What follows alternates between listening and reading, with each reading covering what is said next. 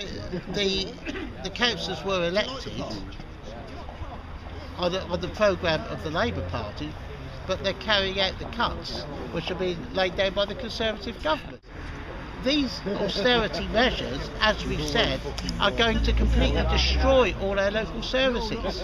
We won't have public toilets, we won't have libraries, we probably won't even have street lighting.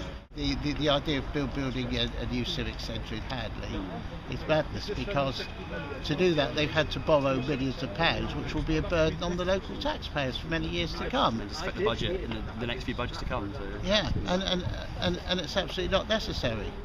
Why don't they fight the cuts?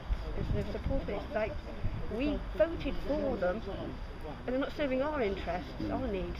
They're serving business needs. I think they have lost the way. I mean, there are alternatives. For example, they did have, I think, at one point £60 million in reserves in the bank that they could have used to stop any cuts for a couple of years. But instead, they've decided to use those reserves on making people redundant. The council, for example, were to decide not to pass on any cuts, use those reserves for a year, and then build a campaign throughout the city to demand the money back off the government that they've taken off us. You know, it's going to be 100 million over the next few years.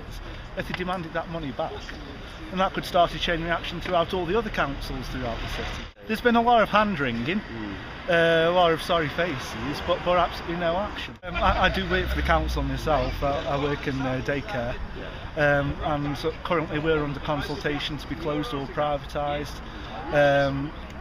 Children's services are going to be affected. Basically all the most vulnerable people that the council look after are the ones that are going to be affected by it.